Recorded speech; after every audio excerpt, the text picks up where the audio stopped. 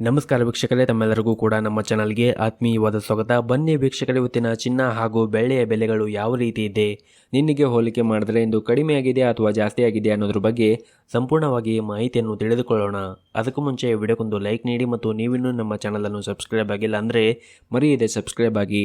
ಮೊದಲನೇದಾಗಿ ಇವತ್ತಿನ ಬೆಳೆಯ ಬೆಲೆಯನ್ನು ನೋಡುವುದಾದರೆ, ನಿನ್ನೆ ಪ್ರತಿ ಒಂದು ಕೆಜಿ ಬೆಳೆಗೆ 1,99,100 ರೂಪಾಯಿ ಇದ್ದಂತಹ ಬೆಳೆ ದರವು ಇಂದು ಪ್ರತಿ ಒಂದು ಕೆಜಿ ಬೆಳೆಗೆ 2,08,000 ರೂಪಾಯಿ ಆಗಿದೆ.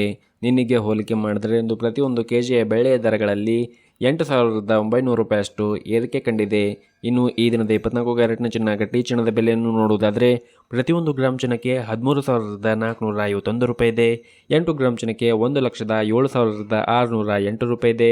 ಹಾಗೂ 10 ಗ್ರಾಮ್ ಚಿನ್ನಕ್ಕೆ 1,34,510 ರೂಪಾಯಿ ಇದೆ. ಇನ್ನು ನಿನ್ನೆ ಇದೇ 24 ಕ್ಯಾರೆಟ್ನ ಚಿನ್ನ ಪ್ರತಿ 10 ಗ್ರಾಮ್ಗೆ 1,33,860 ರೂಪಾಯಿ ಇತ್ತು.